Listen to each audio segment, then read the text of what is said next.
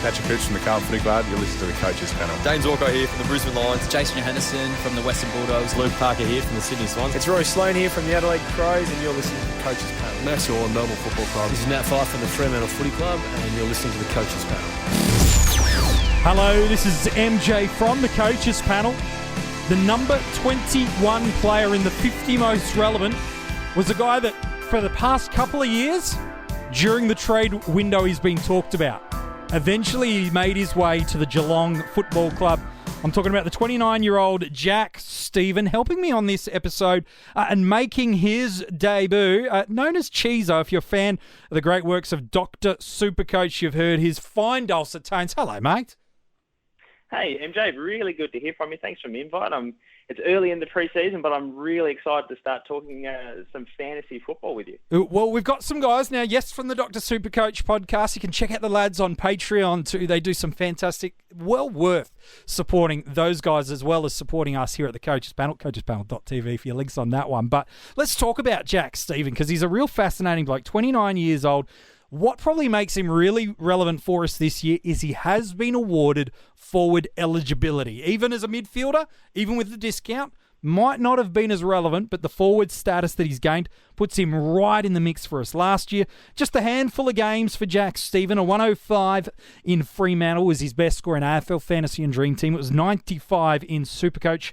In that same game, he's priced pretty much mid-70s across the format in terms of his averages. His price point, real big variance across all of the formats. Just over 350k in Supercoach, around about 650k in AFL Fantasy, and just a touch under 500,000 when we talk in AFL Dream Team.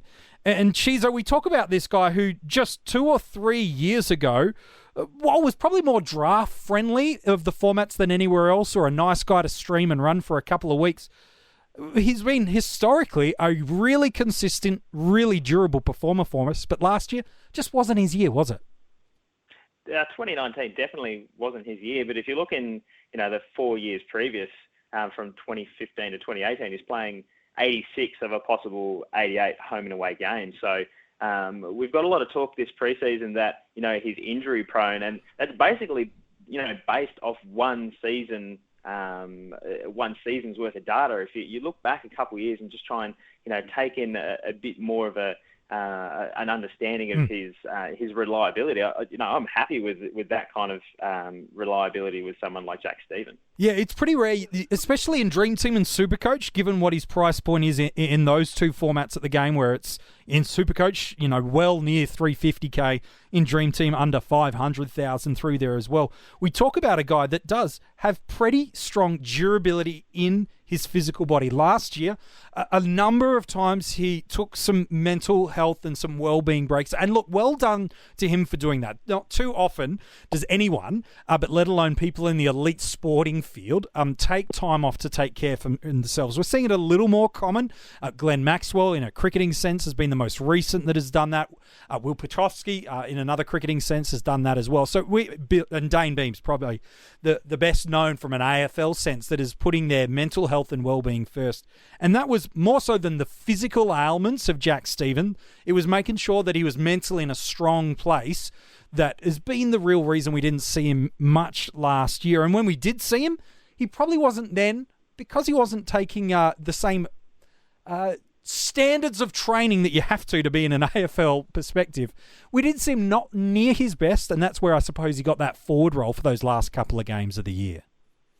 Yeah, and considering that he missed a large chunk during the middle of the year, it's unlikely that he would be coming straight back into a full-time mid role. So when you kind of look at it from the outside, you can understand why he might have spent more time forward after he came back towards the end of the year. So I don't see that necessarily as a negative. A lot of people are kind of seeing that and saying, he played forward towards the end of 2019.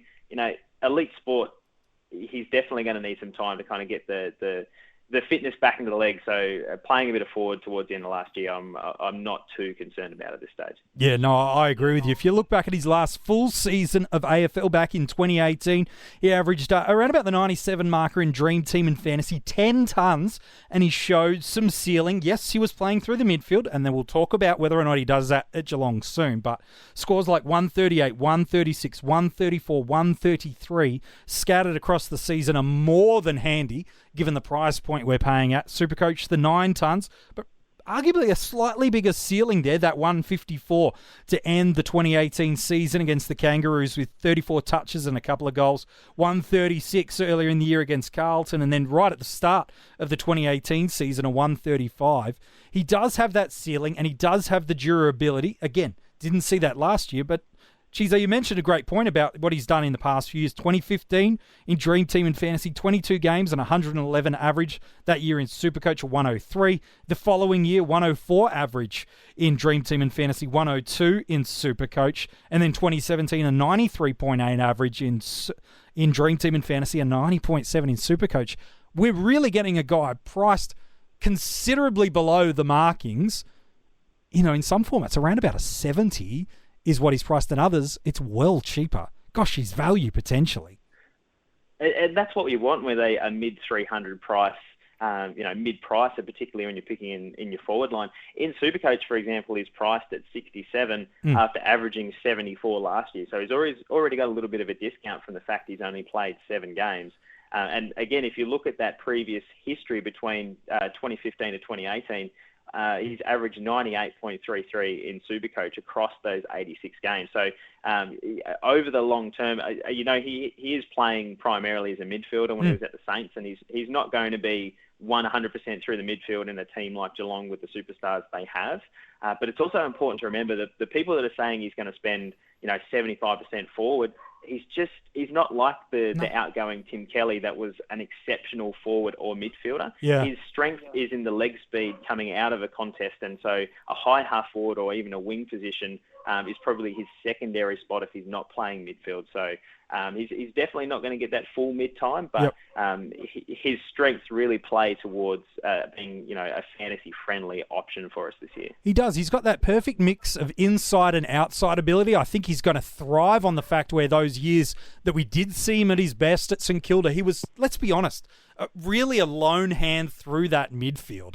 And coming into a team like Geelong where you've got the superstar of Patrick Dangerfield, where he ends up in the 50 most relevant is going to be interesting. How much more mid-time he does or doesn't get with the departure of Kelly. But then you've got Duncan, Selwood, is some of the big names that roll through there. Then there's the thought that, yes, Stevens should be in the mix. Constable, is he going to work his way in?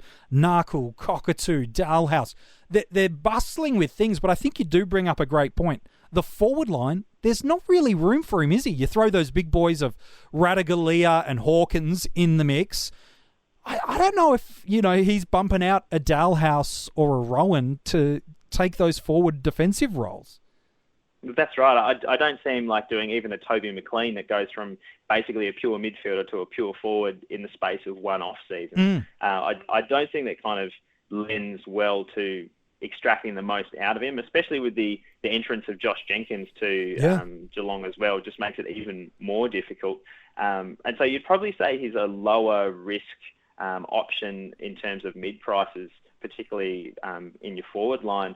And the fact that even last year that everyone is hailing is, his worst year in a decade, 3 of the 7 games he's still gone 90 plus in Supercoach. And as a forward option, if you've got someone averaging close to 90 and you can get them at a price of, below 70, that's a great stepping stone. I think that's, even if he doesn't become a long-term keeper, the amount of money that you'll make from that 20-point average, if that's, his price range that he jumps between, you can definitely do something with that amount of money. Yeah, and given the price discount he's got, and Dream Team and Supercoach, it's more friendly with them awarding the discount on not just his best of his past 2 years, which AFL Fantasy has done. I still think he's value there, but certainly it's Dream Team and Supercoach that is much more friendly to us. There is enough fat on the bone, I suppose, if you want to use a term, where even if he does only average mid-80s, he's still giving us some good scores and some cash generation. Yes, it's not the 90-plus keeper option that we'd like, but even if he goes mid-80s, that's probably warrants enough a selection for us. What do you think? Yeah, absolutely. His range is probably mid-80s to very low 90s, if we're totally honest, because he's not going to play full-time mid. And you know what? That kind of range is okay for the price you're getting at him in the limited trades formats. And if you're talking AFL fantasy, he's always been a better, Dream Team and AFL fantasy type player. It's probably, even with a less of a price reduction in that format, he's probably still a really good option. Yeah, he's still value right through there. A question just randomly, can you start both Jack Steven and Devon Smith? He appeared a little bit earlier in the 50 most relevant. Can you start both of them? Or is that running too many too many mid-price risks in the one line? I think every year we've got maybe 5, 6 mid prices that we think are really, really good options.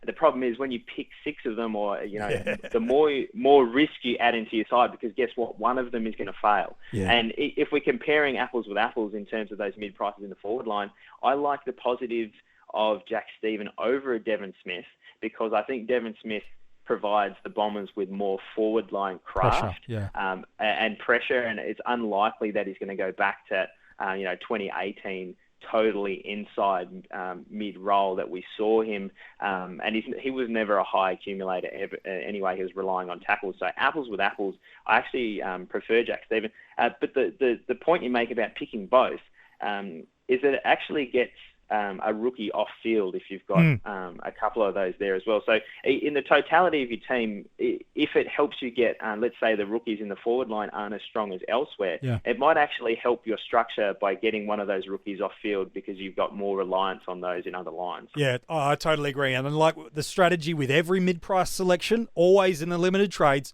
factor in that you're going to have to trade them. If you get lucky and you don't need to, that's fine. But don't look at Devon, don't look at Jack and go, well, he's a keeper for the year, so I won't need to worry about it. You might get lucky, and look, let's all hope that happens, because that's what we all want, these mid-price guys to fly for us. But in the limited trades formats, factor in, I'm going to need to make an upgrade here. And if you don't, count yourself lucky. You got an extra trade to look at in the year. Look, I really like him across the formats this year. The key thing's going to be the role he plays in the Marsh preseason games.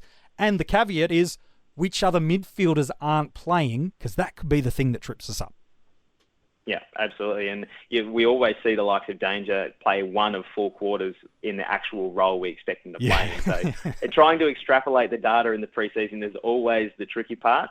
But watching him with a keen eye, that's for sure. Yeah, I think he's a ripping option for us in our starting squads this year, and there's value. That's why for me, he's a starting squad option. Yes, you might pick him up at a fuller price as an upgrade later in the year, but you're going to miss out on the value. So that's where I'd be certain to look at doing it. Let's talk about drafts, though. Cheezo, where does he go in terms of a Supercoach format, which is certainly much more your wheelhouse? He's down near some dangerous names that we don't like to talk about, like the territory of Nick Holman, David Cunningham, and Jason Castagna. That's where he's at. He stands out like a sore thumb, doesn't he?